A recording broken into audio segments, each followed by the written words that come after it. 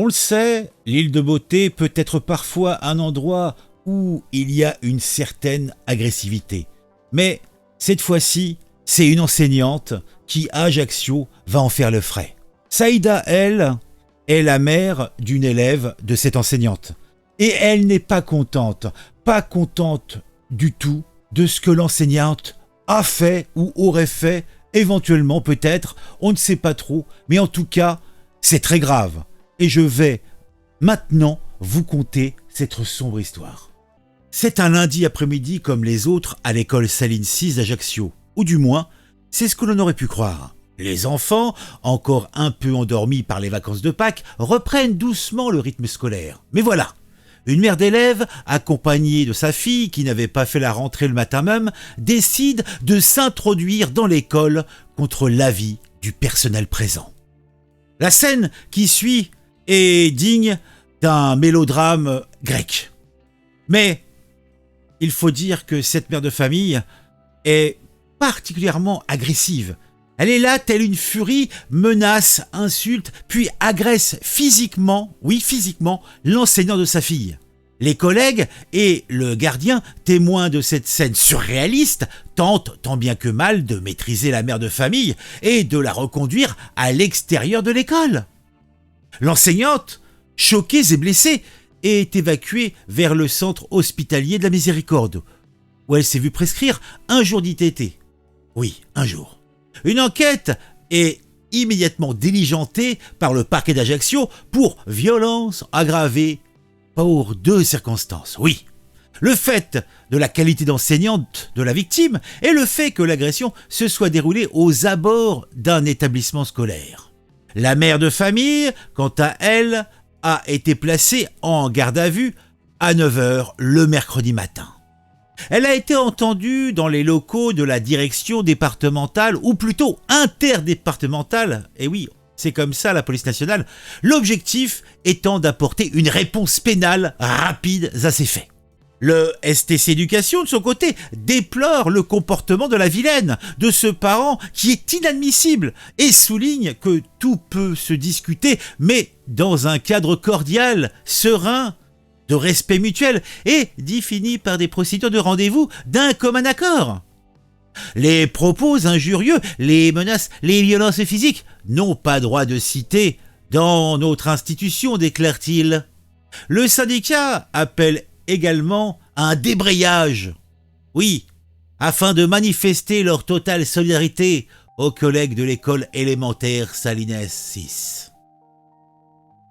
Le rectorat de l'Académie de Corse apporte également son soutien indéfectible à l'enseignante victime de ce comportement inacceptable, et ainsi qu'à toute la communauté éducative. Le recteur de l'Académie de la Corse ira lui-même, avec ses petits petons, à l'école rencontrer l'enseignante à l'issue de son arrêt de travail et lui demandera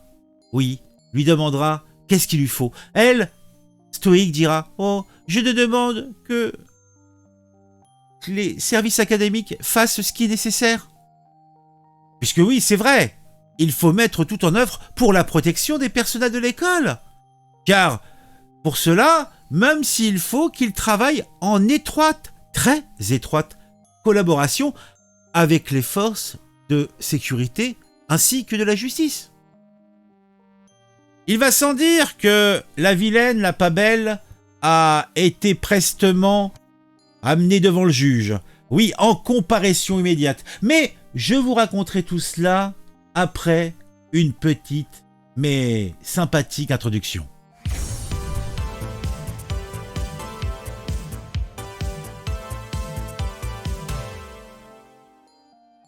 Les parents doivent respecter les enseignants, oui, comme ils doivent respecter les institutions.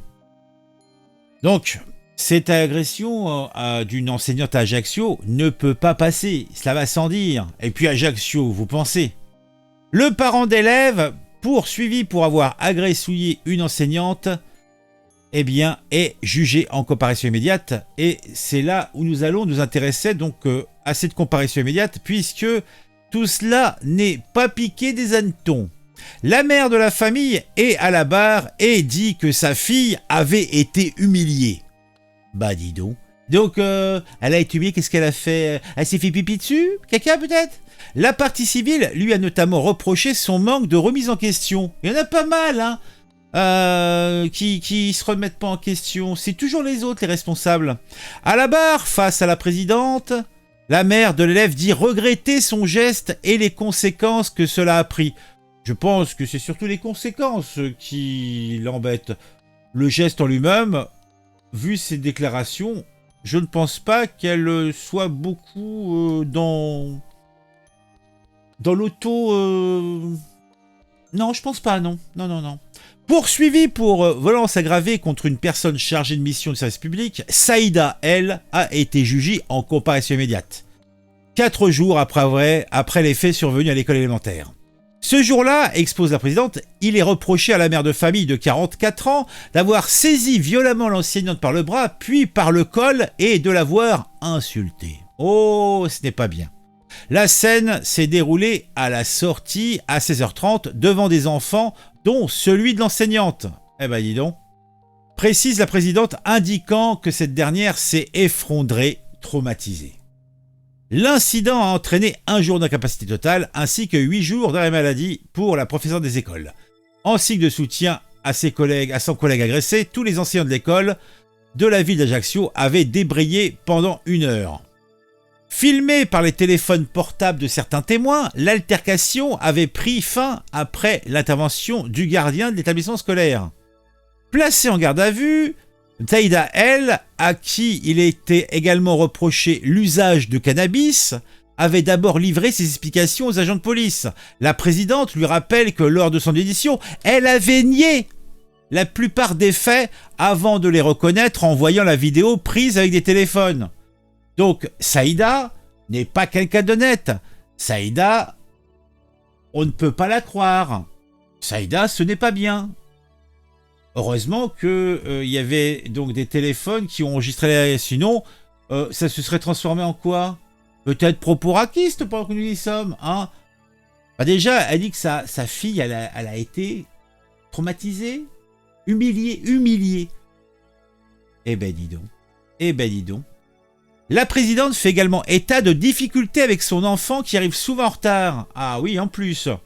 Elle mentionne également une cellule familiale brisée après le départ du père. Bah, vu comment se comporte Saïda, je comprends que le père ait pris la fuite. Ainsi qu'une ordonnance du juge des familles de 2023 dans laquelle il est écrit que la mère ne pouvait subvenir aux besoins de ses 3 enfants. Mais si on ne peut pas subvenir aux besoins de ses enfants, ben on n'en fait pas. Certains d'entre eux suivaient des cours à domicile. Eh ben... Dans la salle d'audience, une 20aine de personnes étaient assises là. Eh ben oui, c'est le public, hein.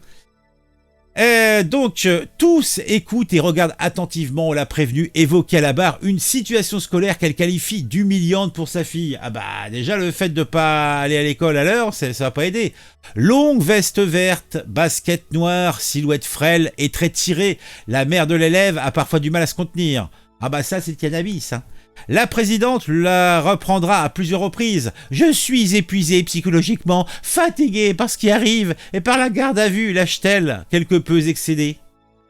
J'ai vu l'état de ma fille se dégrader depuis des mois, explique-t-elle au sujet de son enfant de 10 ans, scolarisé depuis septembre dernier. Il y a du mal-être et l'enseignante a toujours minimisé ce mal-être. J'ai exigé au directeur d'avoir une entrevue pour mon enfant, mais c'est resté sans réponse. Bah oui, mais il faut exiger peut-être doucement et gentiment.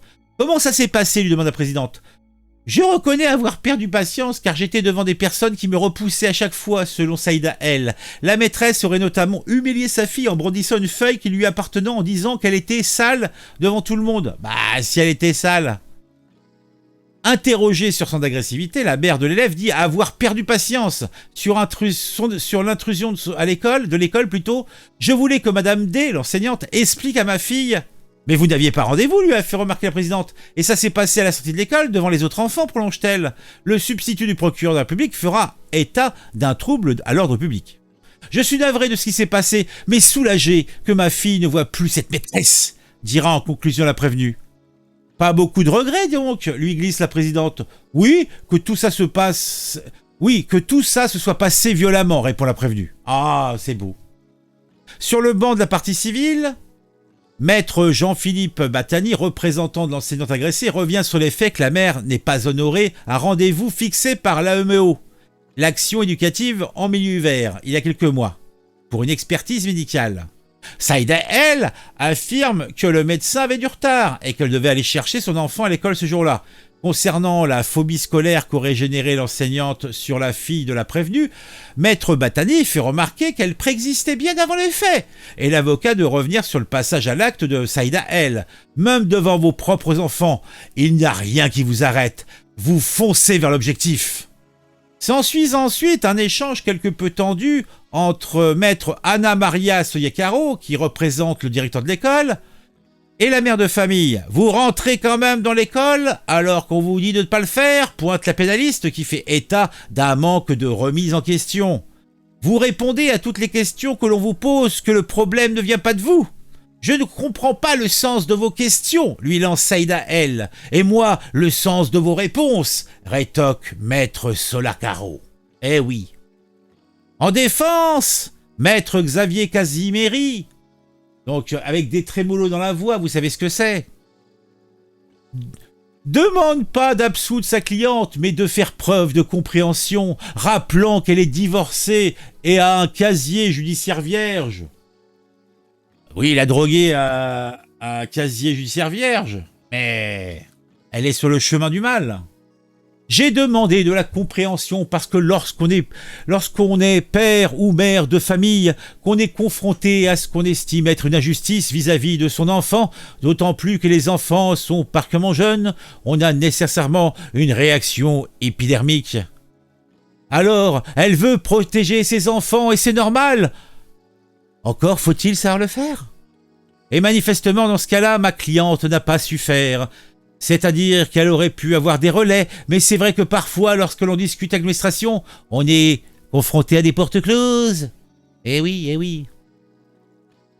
Et donc, dans l'absence de discussion, de possibilité même de discussion, il y a une certaine animosité à l'égard du personnel de la fonction publique qui s'installe. Eh oui, eh oui, eh oui, eh oui. Cela aurait pu être désamorcé.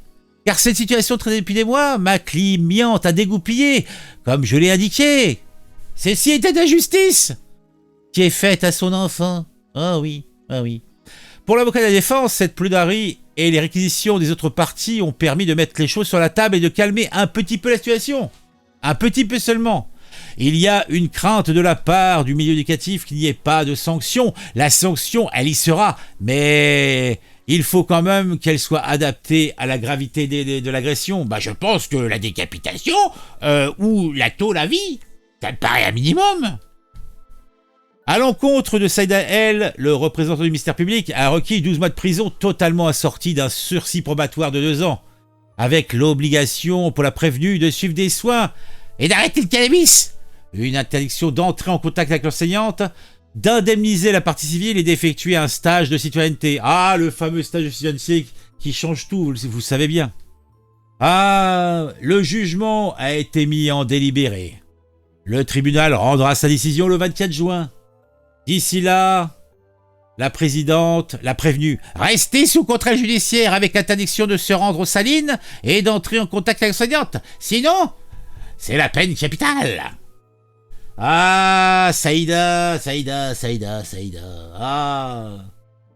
Tout cela n'est pas beau, tout cela n'est pas propre. Mettez un j'aime, mettez un commentaire. Et pourquoi pas, abonnez-vous. À très vite pour une nouvelle vidéo sur un sujet qui m'a intéressé et qui, je l'espère, vous intéressera aussi. Eh oui.